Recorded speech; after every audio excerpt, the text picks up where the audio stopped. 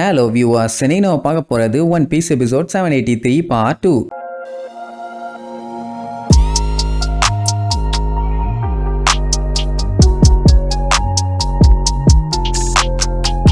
Open பண்ணா கோட்டின்னு ஒருத்தனை காட்டுறாங்க. அவனும் பிக் மம்மோட ஆளுதான். அவன் விட்டோ சஞ்சி கிட்ட பேசிக்கிட்டே போறத தூரத்துல இருந்து லுக்கு விடுவான். அப்ப சஞ்சி எதுக்கு எடுத்தாலும் எனக்கு அதுக்கும் சம்மந்தம் இல்ல, என்னைய உள்ள சேர்க்காத, நான் எதையும் ஏத்துக்க மாட்டேன் அப்படி இப்படின்னே பேசிட்டு வருவான். ஆனா விட்டோ விடுறதா இல்ல, எங்க கூட வந்து சேர்ந்து அப்படி இப்படின்னு நொய்யின்னு சொல்லிட்டே இருப்பான். சஞ்சி இந்த மாதிரி நெகட்டிவா பேசுறத கேட்டோன்னே அந்த கோட்டிக்கு செம காண்டாகும். அப்பதான் ஒரு மேட்டரை காட்டுறாங்க. டோருக்கு உயிர் இருக்குது, தூங்கிட்டு இருக்குமா. சஞ்சி வந்து தட்டி ஓபன் பண்ணுன்னு கத்துவான். அதுக்கப்புறம் தான் ஓபன் பண்ணி விடும். இந்த விட்டோ சஞ்சியை எப்படியாச்சும் மைண்ட் வாஷ் பண்ணிடலான்னு ஃபாலோ பண்ணிட்டே வருவான். சஞ்சி கடுப்பாயி இது ஏன் ரூம்னு கத்துவான். அப்பதான் இன்னொரு காமெடி என்னன்னா, சீசரை ஆல்ரெடி அங்க அடைச்சு போட்டு வச்சிருக்காங்க, நானும் இந்த ரூம்ல தான்டா இருக்கேன்னு புலம்பி தள்ளுவான். நான் ஒரு ஜீனியஸான சயின்டிஸ்டா, என்னைய இப்படியாடா படாத பாடுபடுத்துவீங்க, பண்ணாட பயிலான்னு கதருவான். ஆக்சுவலா இவங்களுக்கு இப்போ முக்கியமா தேவை சீசர் இல்ல, சஞ்சி மட்டும்தான். ஏன்னா அவன் வின்ஸ்மோக் ஃபேமிலியை சேர்ந்தவன். அது மட்டும் இல்லாம சார்லட் ஃபேமிலியோட ஒன்னு சேர போறவன். உன்னையும் அவனையும் ஒரே ரூம்ல வச்சா உனக்கும் அவனுக்கும் வித்தியாசம் நினைச்சியாடா நாயே, நீ வேற அவன் வேறம்பா. சஞ்சி கடுப்பாயிடா, வேலையா போடா அயோக்கிய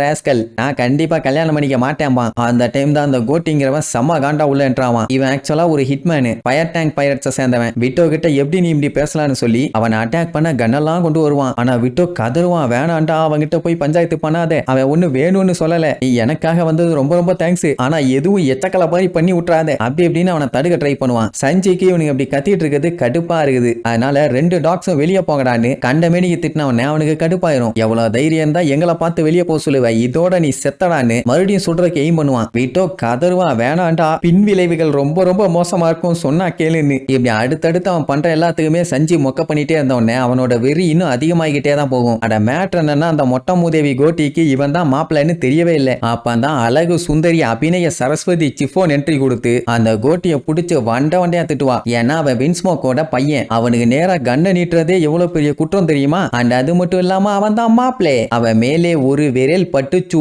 உன் தலையோட உன் டேடி தலையும் வச்சு ஒரே வெட்டி தரையிலே உருண்டும். நீ என்னடான்னா அவனுக்கு நேரே கண்ணை நீட்டுறே, வாடா நாயே, இனிமேட்டு இப்படி பண்ணே உன் பள்ளிகள் எல்லாம் தட்டி புடுவேன்னு காதோட புடிச்சு இழுத்துட்டு போவான். சஞ்சி பேந்த முழிப்பான், ஆமா என்ன நடக்குதுன்னு. அப்போ சிஃபோனு, நீங்க எங்களுக்கு ரொம்ப ரொம்ப வேல்யூபிளான ஒரு கெஸ்ட், உங்களை நாங்க கம்ஃபர்டபுளா பாத்துக்க வேண்டியதான் எங்க வேலை. இந்த லூசு பையன் ஏதாச்சும் தப்பா பேசியிருந்தானா அவனை மன்னிச்சிருங்க, நீங்க கம்ஃபர்டபுளா ரெஸ்ட் எடுங்கட்டு அங்க இருந்து கிளம்பிடுவான். விட்டோவுமே மன்னிப்பு கேட்டுட்டு நான் கதையை அப்புறம் சொல்றேன்ட்டு கிளம்பிடுவான். மொத்தத்துல நம்ம சஞ்சிய ஒரு வழி பண்ணிட்டாங்க.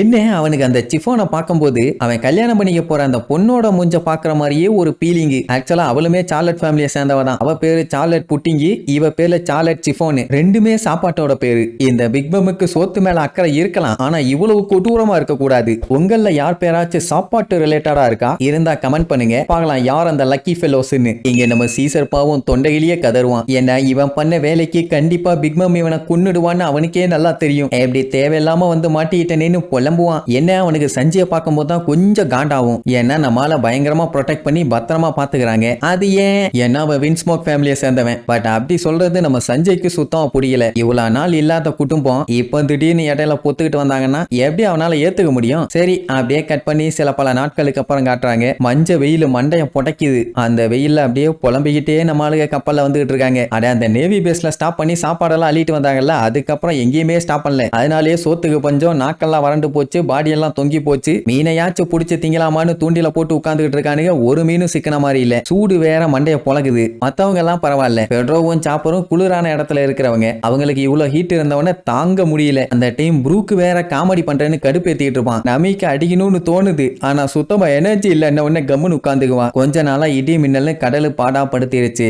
அந்த டைமுங்கும் போது மீனெல்லாம் பிடிக்க முடியாது. இப்போ வெயில் கொளுத்தி எடுக்குது. இந்த டைம் சுத்தமா மீன் கிடைக்கல. அடுத்து வெதர் சேஞ்ச் ஆகிறதுக்குள்ள இவங்க மீனை பிடிச்சி சாப்பிடலன்னா இல்ல வேற ஏதாச்சும் சாப்பிடலன்னா கண்டிப்பா சோறு தண்ணி இல்லாம செத்து போயிருவாங்க. ஆனா அங்கதான பெரிய பஞ்சாயத்து. மேல சூரியன் தான் சுடுதுன்னு பார்த்தா கீழே கடல் சூட்டுக்கு அப்படியே கொதிக்குது. எப்படி அடுப்புல தண்ணி எல்லாம் வச்சு பயங்கரமா ஹீட் ஆக்கணும்னா கொதிக்குமே, அதே மாதிரி இவங்கள யாராச்சும் உள்ள விழுந்தாலே வெந்துருவாங்க. இதுல மீன் எல்லாம் இந்த தண்ணியில போச்சுன்னா என்ன ஆகும், அப்படியே வெந்து மேல மிதக்கும். அதனால மீன் கிடைக்கிறதுக்கு வாய்ப்பு கம்மிதான்னு சொல்லிட்டு அவங்க பாட்டுக்கு முக்கிட்டு இருப்பாங்களா. அந்த டைமுங்கும் போது லூஃபி எமர்ஜென்சி ஃபுட்டா பேசாம நம்ம சாப்பிட சாப்பிடலாமான்னு அவனை லுக்கு விடுவான். அட சண்டாலா ஏன்டா என்னைய பாக்குறேன்னு அவன் கதறிட்டு இருக்கும் போதே கரெக்டா ஒரு மீன் வந்து நம்ம லூஃபியோட வலையில மாட்டிக்கும். பரவாயில்ல, அது நல்ல பெரிய மீன் தான். உடனே லூஃபியும் போட்டு கட கட கட கட கடன்னு இழுக்க ட்ரை பண்ணுவான். பாடியில தான் சுத்தமா தெம்பு இல்லையே. நம்மளால கப்பலையே அந்த மீன் ஒரு சைடா சரிக்குது. அப்ப எந்த அளவுக்கு ஃபோர்ஸா இழுக்குது பாருங்க. விட்டா இதுக்கப்புறம் மீன் கிடைக்குமா கிடைக்காதான்னு தெரியாது. எல்லாம் பல நாட்களா காஞ்சு கிடக்குறாங்க. அதனால விடாதன்னு எல்லாம் சேர பண்ணிட்டு இருக்காங்களே தவிர அந்த தூண்டில புடிச்சு இழுப்போமேன்னு யாரும் யோசிக்கல.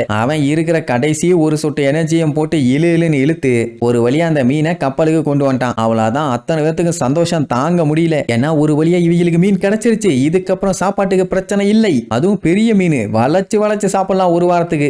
ஐ எம் சாரி, லூஃபி இருக்கும்போது ஒரு வாரம்லாம் தாங்காது. சரி அப்போதைக்கு சாப்பிட்டுக்கலான்னு வைங்க. அப்படியே கட் பண்ணா நம்மளுக்கு வந்துட்டு இருக்காங்கல்ல, அங்க இருந்து கொஞ்சம் தூரத்துல இந்த ஸ்னெயில் இருக்குல்ல, அதே மாதிரி ஒரு பெரிய கப்பல் பின்னாடி பெரிய கோட்டை மாதிரி எல்லாம் இருக்குது. அதுல யாரோ 2 பேரு நம்ம போய் அவங்கள வெல்கம் பண்ணுவோம், இந்த டைம் அவங்கள விடக்கூடாது அப்படி இப்படின்னு நம்மளே கப்பலை பத்தி தான் பேசிட்டு இருக்காங்க. இதுல வேற அவங்களால வெயிட் பண்ண முடியலையா. மொத்தத்துல ஏதோ பஞ்சாயத்து பண்ண வர்றாங்க. அது என்ன பஞ்சாயத்துன்னு அடுத்தடுத்த எபிசோட்ல பார்க்கலாம். டாடா.